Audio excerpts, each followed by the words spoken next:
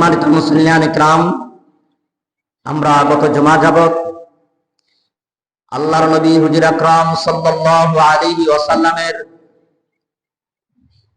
মেরাজ গমন নিয়ে আলোচনা করে আসছি। আজকেও সেই মেরাজের তৃতীয় অংশ আলোচনা করতে করতে এই পর্যন্ত এসে পৌঁছেছিলাম যে আল্লাহর নবী আরশে আজিম পর্যন্ত তিনটা বাহনে চড়ে। সর্বপ্রথম বাহনটা ছিল মসজিদুল হারাম থেকে মসজিদ আল আকসা পর্যন্ত, সেটার নাম ছিল বুরাকুন নবী। বুরাক, বারকুন থেকে বুরাক মানে বিদ্যুতের গতির চেয়েও আরো বেশি। সুবহানাল্লাহ। এই বুরাক দেয়া বুরাকে সোয়ার হয়ে গেছেন বাইতুল মুকাদ্দাস। বাইতুল মুকাদ্দাস থেকে ঊর্ধ্বগমন, 7 আকাশ নিয়ে আলোচনা করেছি গত জুমা। 7টা আকাশ কি দিয়ে আল্লাহ নির্মাণ করেছেন এই আলোচনা করেছি।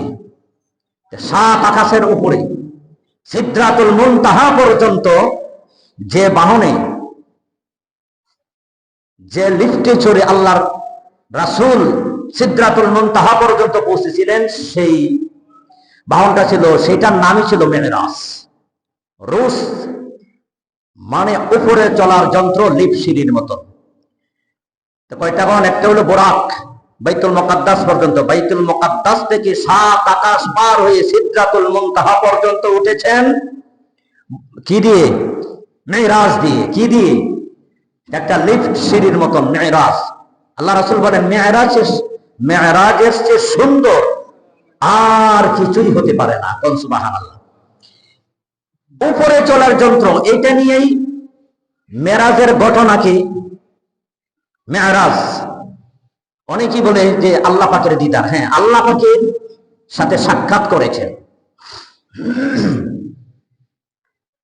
আল্লাহ নবী হুজুর আকরাম সাল্লাল্লাহু আলাইহি ওয়াসাল্লাম সিদরাতুল মুনতাহা থেকে যে বাহনটা দিয়ে গিয়েছিলেন, সেটার নাম ছিল রফরফ।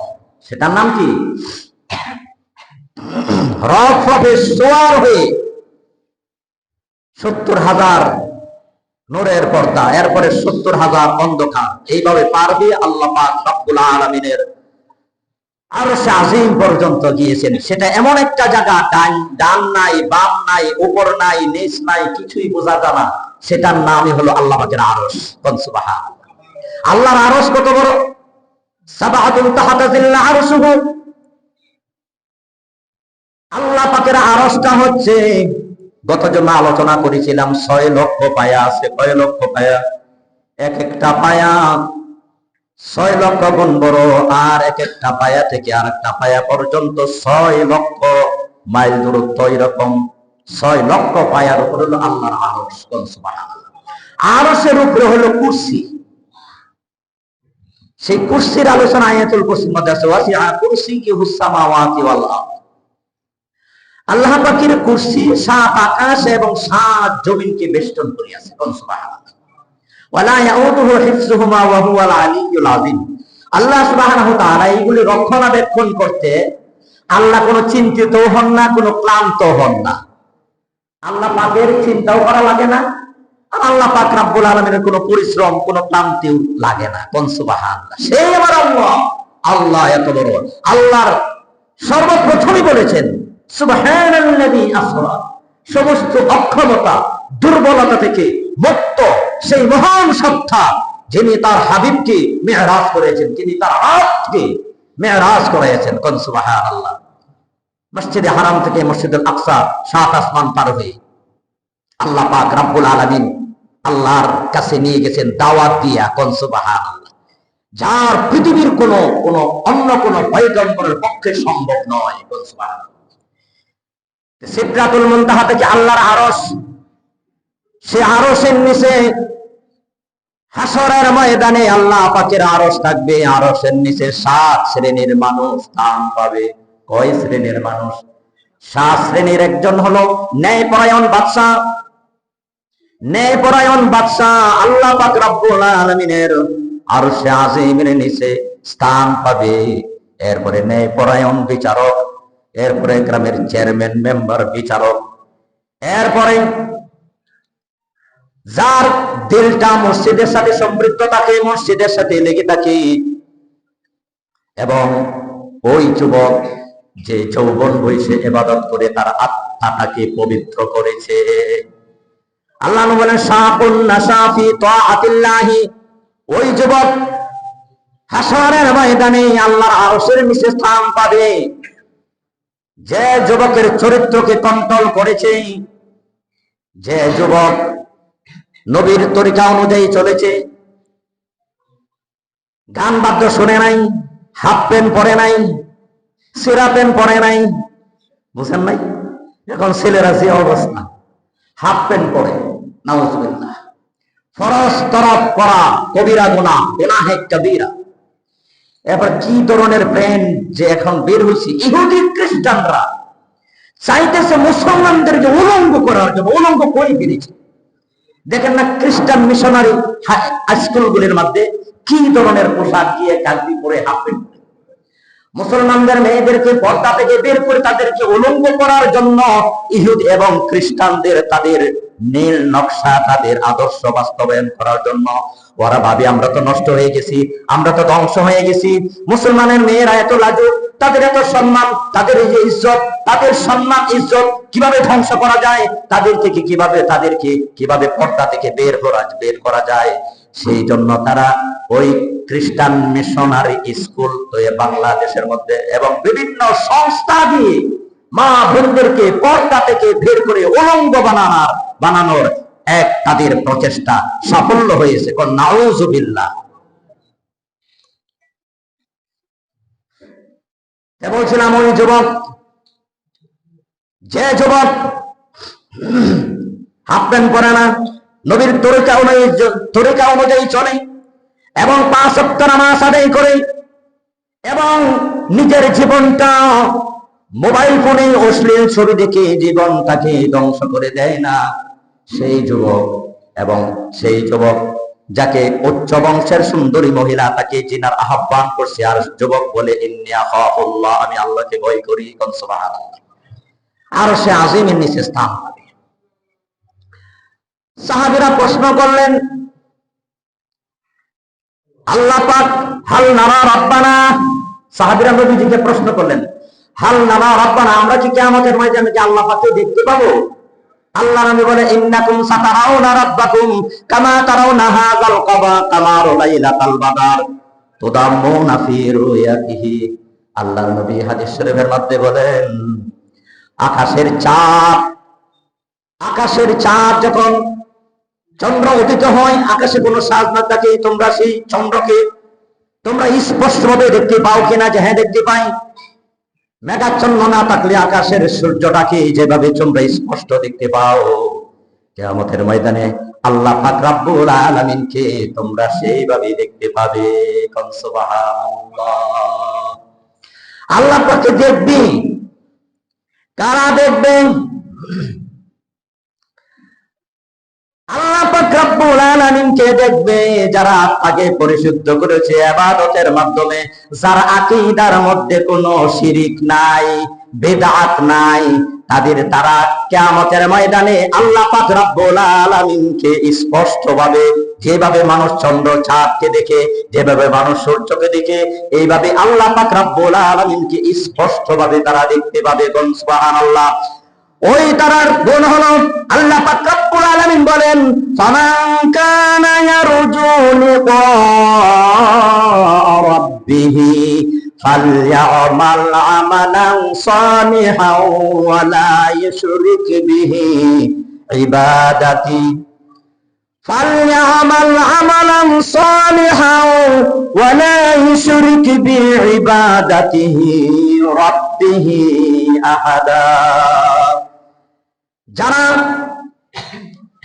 আল্লাহ পাক বলেন, তোমরা কি আল্লাহ পাকের সাক্ষাৎ পেতে চাও? যারা আল্লাহ পাকের দেখা করতে চায়, আল্লাহ পাকের সাথে কিয়ামতের ময়দানে সাক্ষাৎ করতে চায়, আল্লাহ পাকের সাথে দিদার করতে চায়, আল্লাহ পাক রব্বুল আলামিন বলেন, ফালইআমাল আমালান সালিহা, তারা যেন অবশ্যই নেক আমল করে,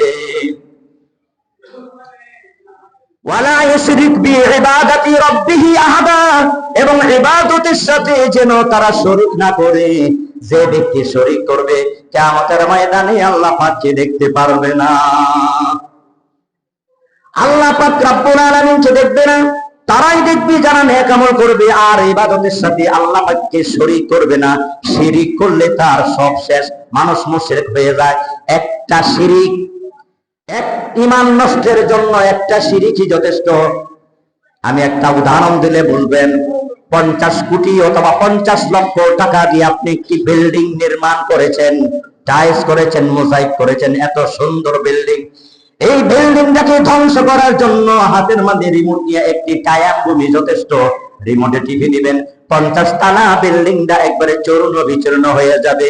মানুষের ঈমান নষ্ট করার জন্য একটা শিরিকই যথেষ্ট। কোন মানুষ যদি আল্লাহর সাথে অংশ স্থাপন করে, আল্লাহর সাথে শিরিক করে, ওই মানুষটা মুশরিক হয়ে যায়। নাউযুবিল্লাহ, শিরিক করে চলে না। শিরিকের ব্যাপারে আমার মুসল্লি যারা, তারা ইনশাআল্লাহ আশা করি অবগত আছেন। শিরিক কাকে বলে, কত প্রকার, অনেক ওয়াজ করেছি শিরিকের ব্যাপারে। এরপরে কিছু বলি, আল্লাহর সাথে অংশীদারিত্ব করা, সমান করা, ভাগাভাগি করা, আল্লাহর সাথে সমৃদ্ধ করা এবং আল্লাহর সমান কাউকে মনে করা। অর্থাৎ আল্লাহ যা পারেন, নেতারাও তা পারে, প্রেসিডেন্টও পারে, অথবা পিসাবও তা পারেন। এই আকীদা যার বিশ্বাস আছে, সে আল্লাহর সাথে কি করলো? শিরিক করলো। আল্লাহ যা পারেন পৃথিবীর কেউ তা পারবে না। আল্লাহর অসাধ্য কোনো কাজ নাই। আমাদের দেশে অনেকেই বলে মানুষের অসাধ্য কোনো কাজ নাই। এই কথাটা 100% ভুল। মানুষের অসাধ্য কোনো কাজ নাই, এই কথাটা হলো আল্লাহ পাকের অসাধ্য কোনো কাজ নাই। এমন কোন জিনিস নাই যে আল্লাহ পাক করতে পারেন না, এমন কোন কাজ নাই যে আল্লাহ পাক করতে পারেন। কিন্তু মানুষকে আল্লাহ তাআলা সীমিত ক্ষমতা দিয়েছেন। ক্ষমতা শেষ, তার সব শেষ। কে কোন দিকটা পলায়ন করবে তার দিশা পাইবে না। ক্ষমতার মসনদ যতদিন থাকবে ততদিন তার সম্মান থাকবে। ক্ষমতার মসনদ যখন শেষ হয়ে যাবে, ধ্বংস হয়ে যাবে, সাধারণ মানুষ হয়ে যাবে, তখন প্রাইভেট কার থাকবে না। ওই রিক্সাওয়ালাকে বাবা, ভাই রিক্সাওয়ালা, আমাকে একটু মাছ বাজারে নিয়ে যাও। গতকালকের মন্ত্রী আজকে সে পাবলিক হয়ে গেছে, পথের ভিখারি হয়ে গেছে। দেখেন না, এই ক্যালিফোর্নিয়া, আল্লাহর গজবে দাবানলে বড় বড় যত নায়ক, হলিউডের নায়কের বাড়ি, কি কোটি কোটি টাকার নির্মাণ বাড়ি, আল্লাহ পাকের গজবে দাবানলের আগুনের, জাহান্নামের আগুন, সাধারণ আগুন নয়। এই পৃথিবীর মধ্যে আল্লাহ পাক রব্বুল আলামিন অসংখ্য আগ্নেয়গিরি রেখেছেন। এই মাটির নিচে আগুন, সাগরের নিচে আগুন, অসংখ্য আগুন, উপরে বাস করতেছি। মানুষ একটু চিন্তা করে না। আল্লাহ পাক যদি হুকুম করেন, মাটি আল্লাহর কাছে বলে, আল্লাহ আপনি হুকুম করেন তাকে আমি একটু গ্রাস করি। যে কোনো মুহূর্তে আল্লাহ পাক যদি সাগরকে হুকুম করেন, মুহূর্তের মধ্যে বাংলাদেশকে টান দিয়ে নিয়ে যাবে। ঠিক না বেঠিক? মাটির মধ্যে দাঁড়ায় মানুষ এত পাপ করো, অত অহংকার করো, আল্লাহ পাক ইচ্ছা যদি করেন, হুকুমের সাথে সাথে তাকে মাটির নিচে দাবায় দিতে পারেন কিনা? পেরেছেন, করায় দেখিয়েছেন চোখে আঙ্গুল দিয়া। এখন পরেও যদি আমাদের বুঝে না আসে, লস এঞ্জেলেস, ক্যালিফোর্নিয়া কি অবস্থা, পরে ছাই হয়ে গেছে। তোমরা আগুন দিয়া মুসলমানরে পাইকারে ধরে, গাজার মুসলমানকে, ফিলিস্তিনের মুসলমানকে যুগ যুগ ধরে তারা হত্যা করেছে। শত শত টনের টন বোমা ফেলে তাদেরকে পুড়ে ছাই করে দিয়েছ। আল্লাহ পাক দেখেন নাই? আল্লাহ পাক আছেন, আল্লাহ পাক দেখছেন। আল্লাহর ক্ষমতা এত অসীম, আল্লাহর ক্ষমতার কোনো শেষ নাই। আল্লাহ যা ইচ্ছা তা করেন। আল্লাহ পাক ইয়াগফিরু লিমান ইয়াশা, যাকে ইচ্ছা তাই, যা ইচ্ছা তাই করেন। আর আল্লাহর ধরা বড় শক্ত। ইন্না বাতশা রাব্বিকা লাশাদীদ, আল্লাহ যাকে ধরেন, পৃথিবীর কোন সুপার পাওয়ার, পৃথিবীর কোন শক্তি তাকে কিছুই করতে পারবে না। আল্লাহ পাক রব্বুল আলামিন বলেন, ইয়ামসাসকাল্লাহু ফালা দুররিন, ইয়ামসাসকাল্লাহু দুররিন ফালা কাশিফা লাহু ইল্লা হুয়া, ওয়া ইয়ামসাসকা বিখাইরিন ফাহুয়া আলা কুল্লি শাইইন কাদির। আল্লাহ যদি কারো ক্ষতি সাধন করতে চান, কারো অমঙ্গল চান, পৃথিবীর কোন শক্তি তার কল্যাণ বা মঙ্গল করতে পারে না। আল্লাহ পাক রব্বুল আলামিন যদি কাউকে উপরে উঠাইতে চান, যার কল্যাণ চান, ভালো চান, যাকে উপরে উঠাইতে চান, কল্যাণ ধরে পৃথিবীর কোন শক্তি পাও ধরে তাকে নিজ দিকে নামানোর কোন শক্তি নাই। আছে নাই? তো যাই হোক, আল্লাহর নবী আল্লাহ পাক রব্বুল আলামিনের কাছে গিয়েছেন একবারে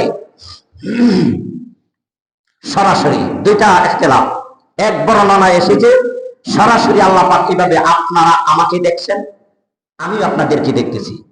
এক বর্ণনায় এসেছে আল্লাহ পাককে সরাসরি দেখেছেন আল্লাহর নবী, মাঝখানে কোনো পর্দা ছিল না। আর এক বর্ণনায় এসেছে মাঝখানে পর্দা ছিল। যাই হোক, এটা নিয়ে ইখতিলাফ। আল্লাহ পাকের এই মেরাজ স্বপ্ন যুগে হয় নাই, এটা বাস্তবে হয়েছে। সুবহানাল্লাহ, বাস্তবে হয়েছে।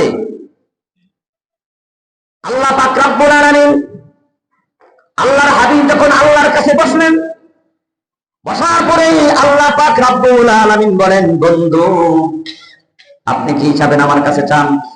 আরেকটি কথা বলেছেন, বন্ধু যখন বন্ধুর বাড়িতে যায় দুনিয়াতে, তখন অনেক কিছু হাদিয়া তোহফা নিয়ে যায়।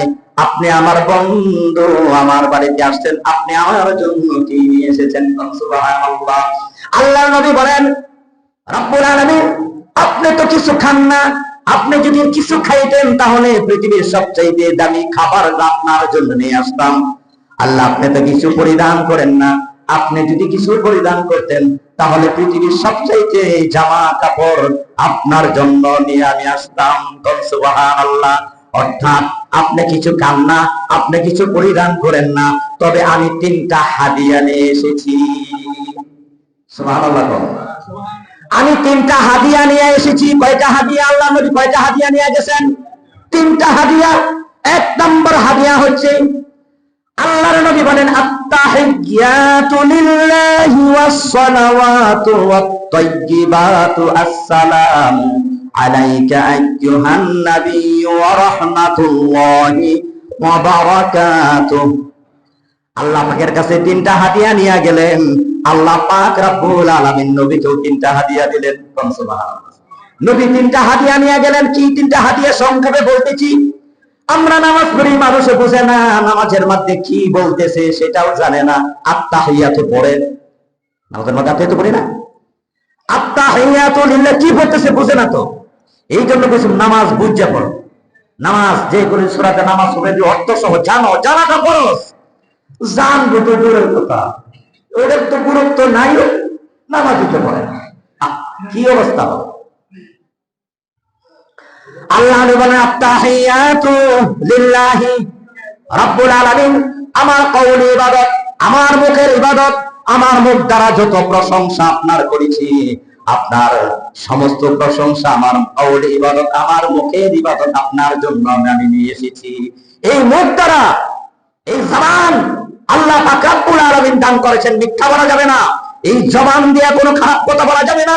এই জবান দিয়ে কারো মনে কষ্ট যায় এমন ধরনের কথা বলা যাবে না। এই জবানটা আল্লাহর। এই জবান, এই জিহ্বা আল্লাহ পাক রব্বুল আলামিন দিয়েছেন। এই জিহ্বার মধ্যে বিজ্ঞানীরা আবিষ্কার করেছেন, জিহ্বার মধ্যে আল্লাহ পাক রব্বুল আলামিন ৩৫০০ আস্বাদন টেস্ট রেখেছেন।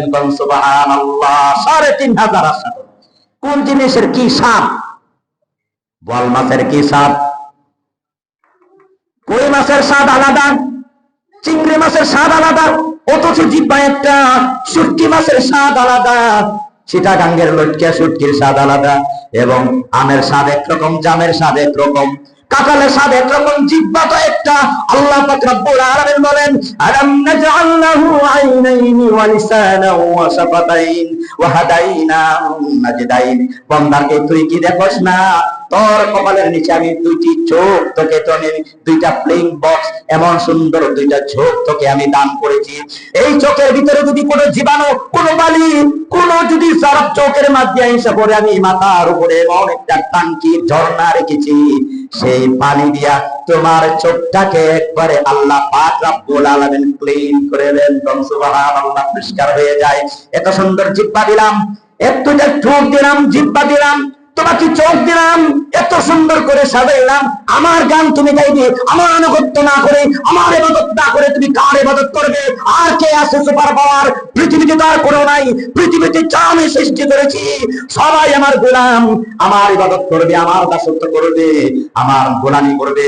আমার গোলামি ছাড়া যদি অন্য কারো গোলামি করো, আমি রব্বুল আলামিন ওই জাহান্নাম রাখছি। নাউযুবিল্লাহ। আল্লাহ পাক রব্বুল আলামিন এত সুন্দর করে সাজিয়ে আমাদেরকে পাঠিয়েছেন আল্লাহর ইবাদত করার জন্য। আল্লাহর নবী বলেন আত্তাহিয়াতু, আল্লাহ এই মুখ আপনি দান করেছেন, জিহ্বা আপনি দান করে, মুখের যত ইবাদত আপনার জন্য আমি নিয়ে এসেছি। সুবহানাল্লাহ। ওয়াস সালাওয়াতু, আমার তাওহীদ ইবাদত, আমার নামাজ, আমার সালাত, আমার নামাজ, আমার হজ, আমার যাকাত, এই হাত দ্বারা, বডি দ্বারা আমরা নামাজ পড়ি, অঙ্গ প্রত্যঙ্গ গুলো মাটির সাথে লাগাইয়া, নাক এবং কপাল দিয়া, মাটির সাথে ঘর দিয়া প্রমাণ করে দেই আল্লাহ আমরা একমাত্র আপনার গোলাম, আপনি আমাদের মুনিব, আপনি আমাদের স্রষ্টা।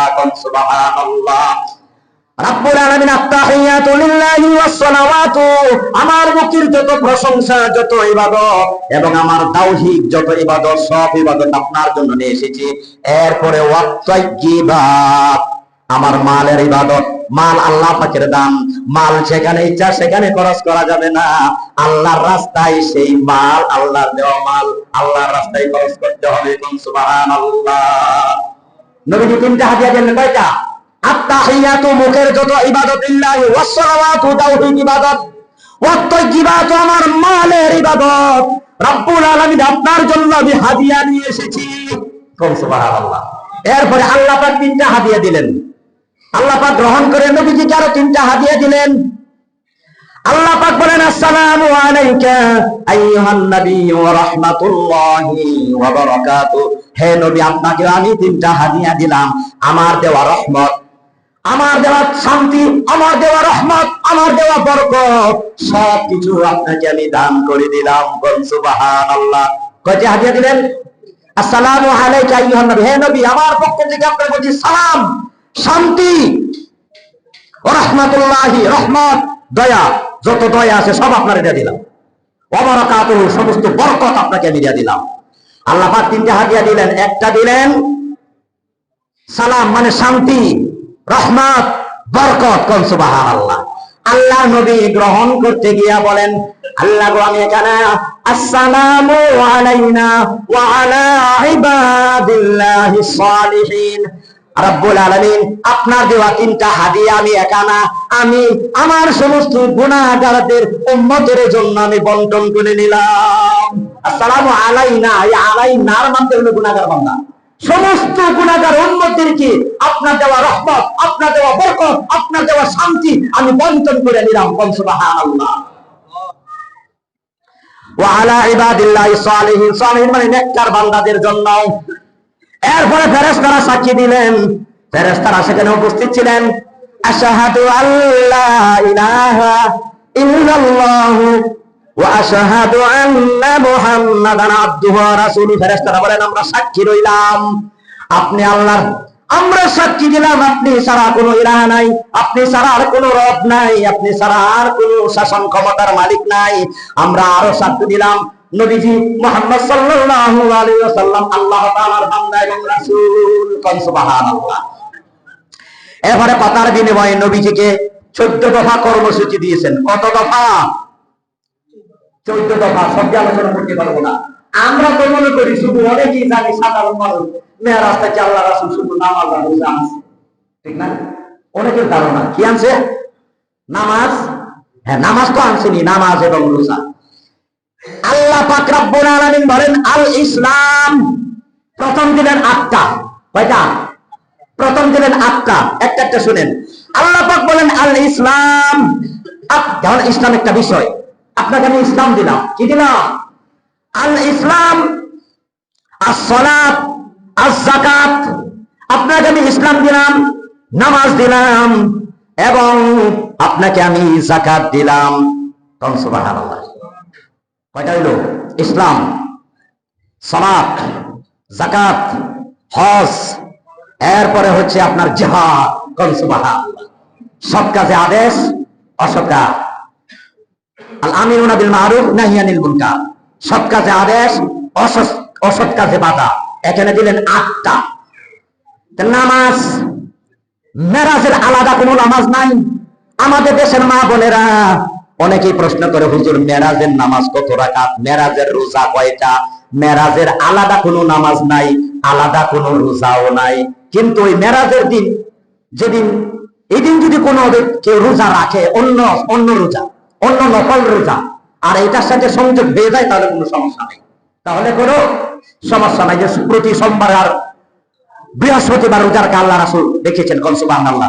প্রতি মাসে 3 দিন রোজা রাখেছেন, 13, 14, 15, 13, 14, 15 আল্লাহ রাসূল রোজা রেখেছেন প্রতি চাঁদের 13, 14, 15 এবং সোমবার এবং বৃহস্পতিবার। সোমবারে রোজা রাখছেন কেন? আল্লাহর নবীর জন্মবার, আল্লাহ শুকরিয়া আদায় করছেন, কোন সুবহানাল্লাহ। আমরা জন্মবারে রোজা রাখি না, জন্মবারে জন্ম দিবস পালন করে, জন্ম দিবস, মৃত্যু দিবস এইগুলো কোরআন সুন্নাহয় নাই, হারাম। যদি জন্ম দিবস, জন্মবার্ষিকী, মৃত্যুবার্ষিকী, এই বার্ষিকী, কোন বার্ষিকী কোরআন সুন্নাহয় নাই, আল্লাহ নবী করেন নাই, সাহাবীরা করেন নাই, তাবেঈন এবং আল্লাহর হক্কানি আপনার নেককার বান্দারা তারাও করেন নাই। তার মেরাজের নামাজ আল্লাহ পাক যদি কেউ প্রশ্ন করে বলবেন 5 ওয়াক্ত, কয় রাকাত? এই মেরাজের রাকাতে, এই মেরাজের রাতে আল্লাহ রাসূল নামাজ রোজা এনেছেন। কি আনছেন? নামাজ, রোজা, হজ, যাকাত এবং সৎ কাজে আদেশ, অসৎ কাজে বাধা, ইসলাম, জিহাদ। এবং তাহলে মেরাজের নামাজ সারা জীবন পড়তে হবে। মেরাজের নামাজ হলো 17 রাকাত। কত রাকাত? 17 রাকাত। ফজরের 2 রাকাত ফরজ, জোহরের 4 রাকাত ফরজ, আসরের 4 রাকাত ফরজ, মাগরিবের 3 রাকাত ফরজ, এশার 4 রাকাত ফরজ। এরই হলো মেরাজের নামাজ। ফরজ নামাজের খবর নাই, ফরজ নামাজের খবর নাই, ফরজ নামাজ পড়ে না, মেরাজের রোজার নামাজ তালাশ করে। আরে ভাই, ফরজ বাদ দিয়ে নফল হবে না, আগে ফরজ পালন করতে হবে, এরপরে ওয়াজিব, এরপর নবীর সুন্নাত, নবীর সুন্নাত তরিকা অনুযায়ী জীবন করতে হবে। যাই হোক, আমি সংক্ষেপ করে দেই। আল্লাহর নবীকে 8 দফা দিলেন, আরো দিলেন 6টা। সূরা হাউজে কাউসার দিলেন। আল্লাহ পাক বললেন, আপনাকে আমি 7টা জিনিস দিলাম। সূরাতুল ফাতিহা, এই কোনো অন্য নবীর দেই নাই। সূরা ফাতিহা 7টা আয়াত আপনাকে আমি দান করেছি, কোন সুবহানাল্লাহ। যাই হোক, ঘটনা অনেক লম্বা। আল্লাহর নবী যখন এসে বললেন 50 ওয়াক্ত নামাজ, আল্লাহর নবী আসলেন, ষষ্ঠ আকাশে হযরত মুসা আলাইহিস সালাতু ওয়াস সালামের সাথে সাক্ষাৎ। মুসা আলাইহিস সালাম বলেন, কি আনছেন? যে 50 ওয়াক্ত নামাজ। খবরদার, আপনার উম্মতের পারবে না। আমার উম্মত শক্তিশালী ছিল। হেই, আমি বনি ইসরাইলকে নিয়ে অনেক ঝামেলা ভোগ করেছি, আপনার কমায় আনেন গা। আল্লাহ পাকের কাছে আল্লাহর নবী আবার গেলেন, আল্লাহ পাক 5 ওয়াক্ত কমায় দিলেন, কোন সুবহানাল্লাহ। এইভাবে 9 বার গেলেন। কয়বার?